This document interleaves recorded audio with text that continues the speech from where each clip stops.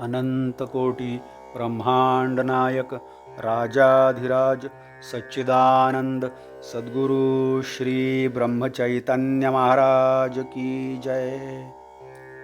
श्री राम समर्थ। 25 अक्टूबर। ईश्वर प्राप्ति का मार्ग सच्ची लगन और संपूर्ण शरणागति। केवल विषय का त्याग करने से ईश्वर की प्राप्ति नहीं होती, पत्नी का त्याग करने से भी नहीं होती, जनता में रहने या वन में रहने से भी नहीं होती। सत्य तो यही है कि ऐसी कोई बात नहीं है जो करने या न करने से उसकी प्राप्ति होगी। यदि ऐसा होता तो साधु पहचानने में विलंब न लगता। संत इन बातों में से कौन सी भी बात नहीं करते। कुछ गृहस्थी करते हैं तो कुछ वन में रहते हैं। मतलब यही कि कोई विशिष्ट बात करने से ईश्वर की प्राप्ति होती है, ऐसी बात नहीं है। तो फिर ऐसी कौन सी बात है कि जो करने से ईश्वर की प्राप्ति होती है? तो उसके लिए एक ही विशेष बात है, और वह यह है कि ईश्वर की प्राप्ति के लिए लगने वाली लगन। जिसे ऐसी लगन लग गई तो मानो उसको आधी सफलता प्राप्त हो गई। जिस प्रकार बड़ी इमारत बनाने के लिए उसकी नींव बड़ी मजबूत होनी चाहिए, वैसे ही सच्ची लगन लगने पर आगे की बात संपन्न होने के लिए अधिक विलंब नहीं लगता, कोई अड़चन पैदा नहीं होती, और ऐसी स्थिति निर्माण होने के लिए भाग्य की आवश्यकता होती है।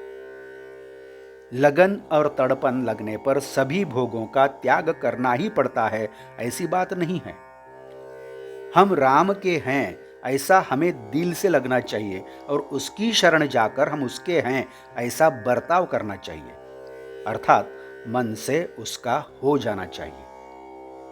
ऐसा करने पर अपनी गृहस्थी बिगड़ जाएगी, ऐसा लगता है क्या?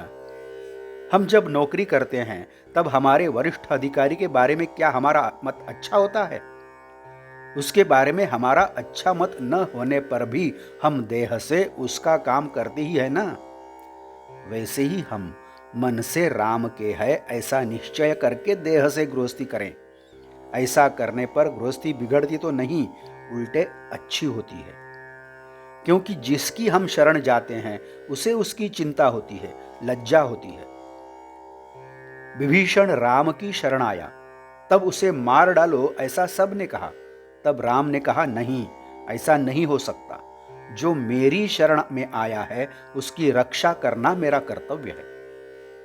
शरणागत का उसने केवल रक्षण नहीं किया, बल्कि उसे लंका का राज्य भी दे दिया।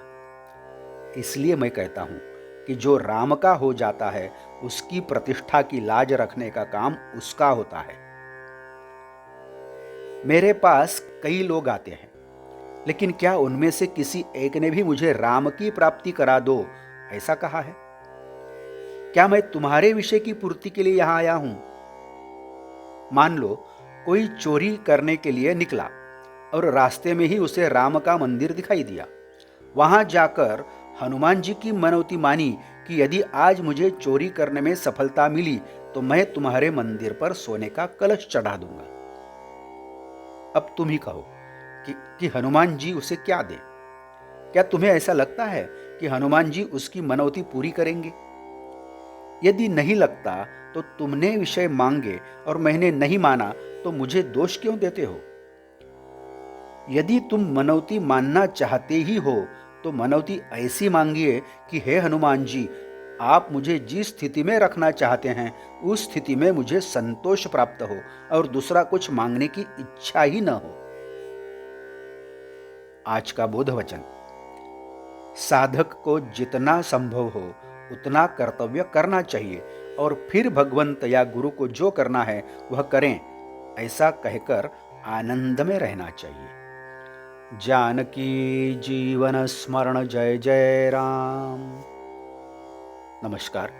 मराठी और हिंदी में श्री महाराज की प्रवचनें आप हर रोज सुन रहे हैं, लेकिन आपसे विनती है कि कृपया चैनल को भेंट देकर प्लेलिस्ट देखिए। प्लेलिस्ट के जरिए आप कोई भी प्रवचन अपनी सुविधा के अनुसार सुन सकते हैं। मैं फिर से एक बार आपसे कहना चाहूँगा कि यदि आपने अभी तक चैनल सब्सक्राइब नहीं किया है तो कृपया सब्सक्राइब करिए, लाइक करिए, शेयर करिए, कमेंट्स दें। बेल आइकन दबाना मत भूलिए। धन्यवाद। जय जय श्री राम।